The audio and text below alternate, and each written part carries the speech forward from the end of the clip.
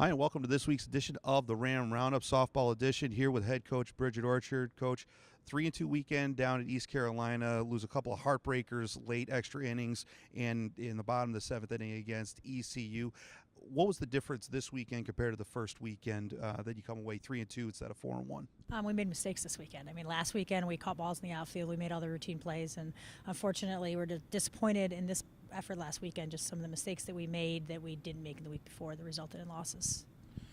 Despite the 3-2 record, you get two more weekly awards. Maddie Shaw ripping the cover off the ball, hitting 600 for the weekend. She had the walk-off home run last weekend against Northridge. What have you seen so far out of her play in these first two weekends that has you excited that she could have a real big season for you? Maddie just works. She works really hard. I mean, she puts everything she's got into it all the time. She's playing a bunch of different positions for us now. She's going from first base to DH. We had her catching at practice, and she's just a kid that just gets after it, and she gets better every single day because of the work she puts in. So it wasn't a real big surprise that she was coming out on fire because she put so much work in the offseason. Same thing with Q.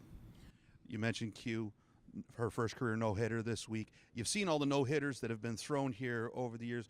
How good was she during her game against Bryan? I know she got a lot of run support, but again, you got to put up a lot of zeros to get that no-hitter.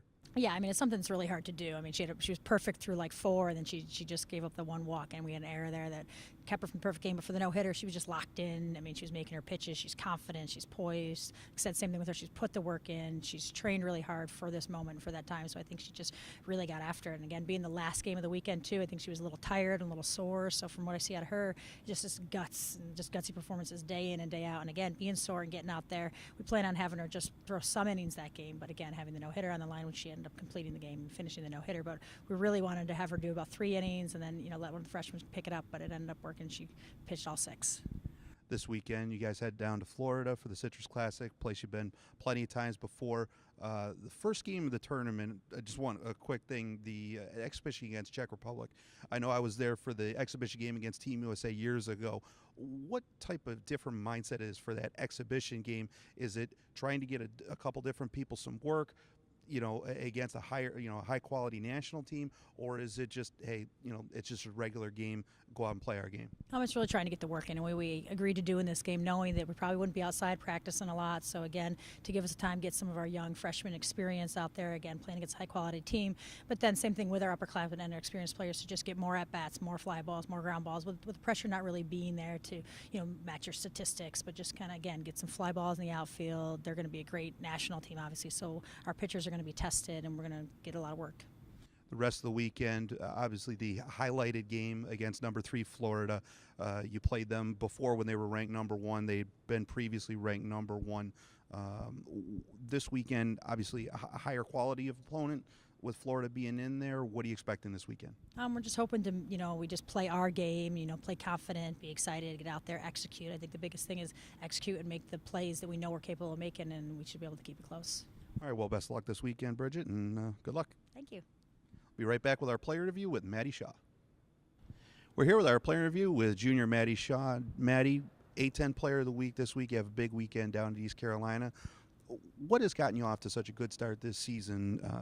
You seeing the ball a little bit better, a little bit different technique than previously, or what's been the difference? Yeah, I think just my mental game coming up to the plate too. I'm definitely feeling the most confident that I've been since these past couple seasons. I feel like I've proved myself last year with my performance in A-10 play. So just taking where we ended from last year and just kind of snowballing on top of that. Yeah, I just definitely feel more confident at the plate.